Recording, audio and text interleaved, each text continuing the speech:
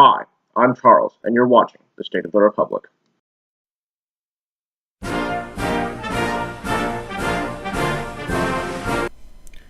We begin this week, once again, with the fallout from Niger.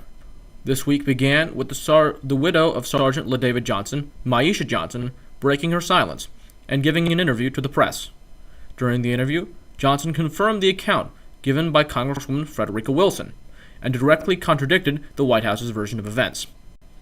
Almost immediately afterwards, Trump tweeted his version of events, attacking the statements just made by Maisha Johnson and essentially accusing her of lying.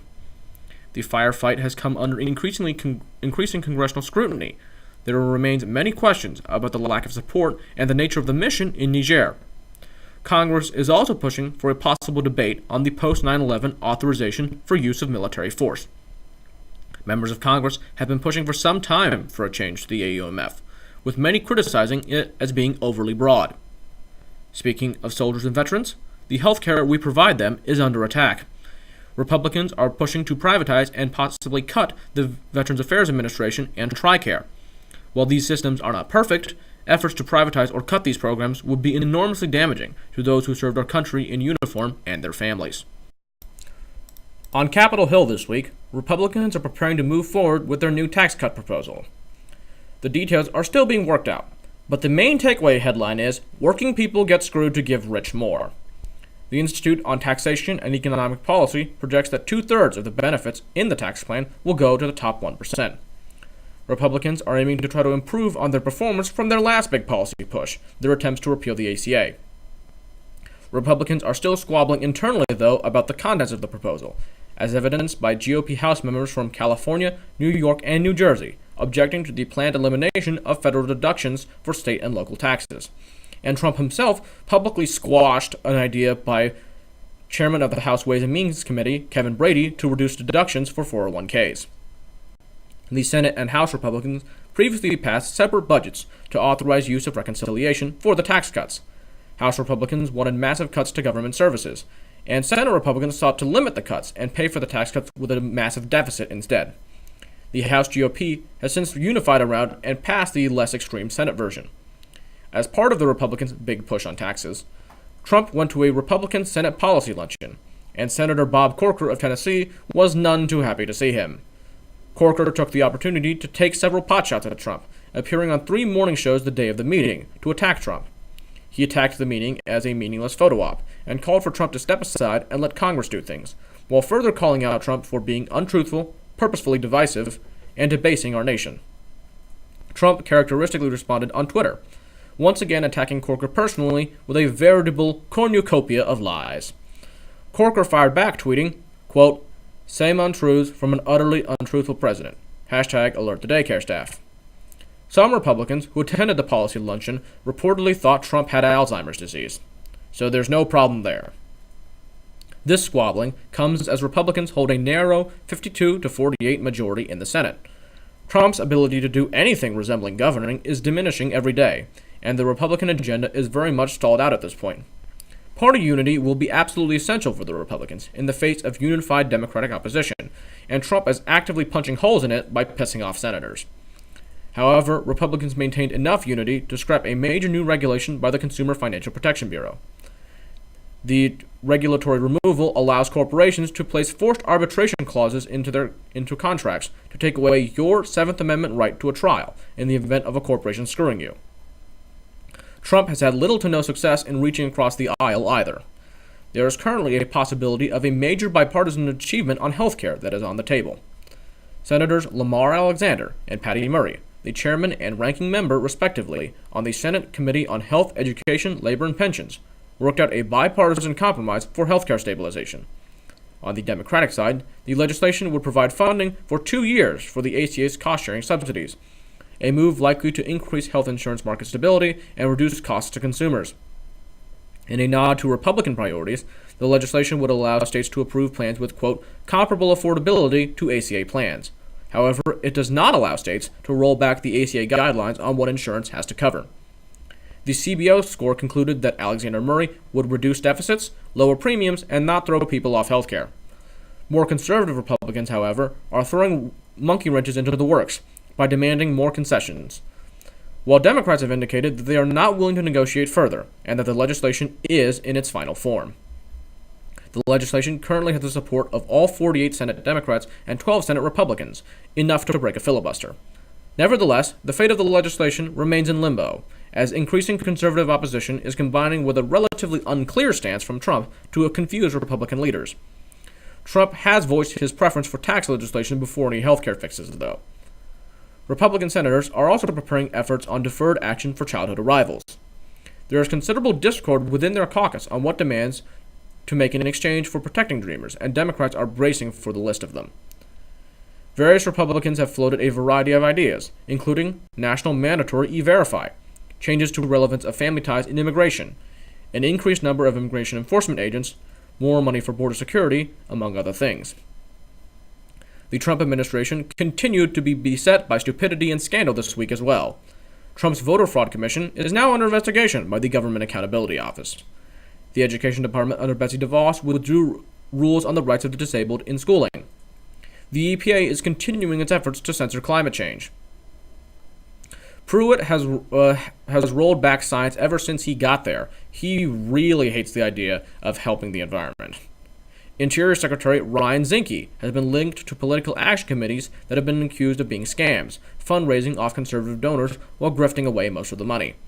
Zinke is already under investigation by his department's Inspector General for his habit of using government flights and resources to boost his political activities.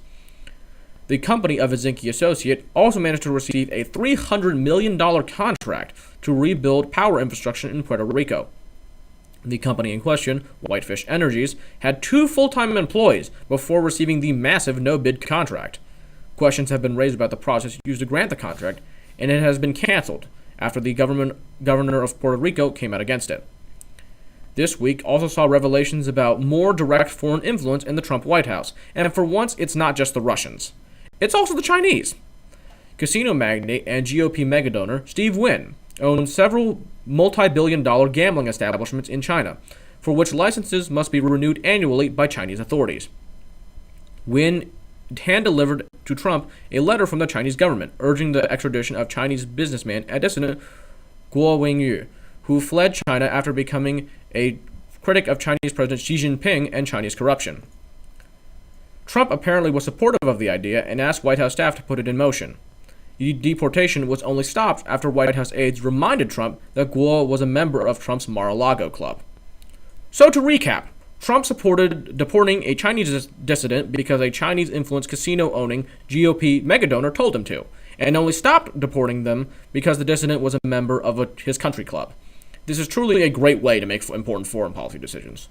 One of America's largest private prison companies, the Geo Group, is also moving its annual conference to a Trump resort. So Trump is getting bribes from pretty much everyone. In election news, Arizona Republican Senator Jeff Flake announced that he will not be seeking re-election in 2018. Flake gave a strong speech announcing his leaving. Presidency is certainly not the point of seeking office, and there are times when we must risk our careers in favor of our principles. Now is such a time. We must stop pretending that the degradation of our politics and the conduct of some in our executive branch are normal. They are not normal. Reckless, outrageous, and undignified behavior has become excused and countenanced as telling it like it is, when it is actually just reckless, outrageous, and undignified. When a leader correctly identifies real hurt and insecurity in our country and instead of addressing it goes to look for someone to blame, there is perhaps nothing more devastating to a pluralistic society. We have fooled ourselves for long enough that a pivot to governing is right around the corner. We know better than that. When the next generation asks us, why didn't you do something? Why didn't you speak up? What are we going to say? Mr. President, I rise today to say enough. I have children and grandchildren to answer to. And so, Mr. President, I will not be complicit or silent. If I have been critical, it is not because I relish criticizing the behavior of the President of the United States. If I have been critical, it is because I believe it is my obligation to do so, and as a matter and duty of conscience. I've decided that I would be better able to represent the people of Arizona and to better serve my country and my conscience by freeing myself of the political consideration that consumed far too much bandwidth and would cause me to compromise far too many principles. To that end, I am announcing today that my service in the Senate will conclude at the end of my term in early January 2019. It should be noted that Flake was pretty much already electorally dead, as he had bad approval ratings in his home state, was facing a primary challenger on his right, and Democrats had recruited a top-tier candidate against him for 2018. This week also saw Kid Rock announce that he will not be running for the Senate in 2018. Kid Rock was widely suspected of possibly mounting a challenge against incumbent Democratic Senator Debbie Stabenow of Michigan. Stabenow is widely considered a favorite for re-election, and Kid Rock's exit means that America can be spared the spectacle of yet another grossly unqualified celebrity running for office. Alabama Senate candidate Roy Moore also set up a joint fundraising agreement with Republican leaders to help him get resources. Just as a reminder, Moore has been kicked off the Alabama Supreme Court twice, is mired in multiple ethics issues related to his charity, is a birther, and advocated against the removal of segregationist language from the Alabama state constitution. Meanwhile, in Virginia, Republican gubernatorial candidate Ed Gillespie has launched a torrent of racist attacks against Lieutenant Governor Ralph Northam. Gillespie's ads essentially accuse Northam of somehow being pro-illegal immigrant gangs, I guess. Speaking of racist knuckle-draggers, white supremacists are marching again, this time in Shelbyville, Tennessee. We really need to get a handle on this problem. In nuclear holocaust news, the U.S. has begun placing nuclear-armed bombers on 24-hour alert. This alert is the first time since the end of the Cold War that such a policy has been implemented. It bears noting that this could only realistically be for a possible first strike. U.S. retaliatory capability is more than covered by submarine-launched ballistic missiles. So who knows? Maybe Dr. Strangelove will end up being a documentary. However, once again, Russia scandal developments were by far the biggest news this week. Senators publicly complained that Trump has so far refused to enforce the overwhelmingly bipartisan sanctions against Russia. This comes after Rex Tillerson dismantled the U.S. State Department office responsible for implementing those sanctions in the first place. Trump attempted to block the investigation this week by arranging to have Bill Browder's U.S. visa revoked.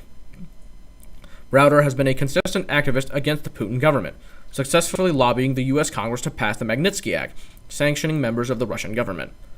Browder previously came to the U.S. and testified that Don Jr. and the Russian government were conspiring to rig the election in their 2016 Trump Tower meeting.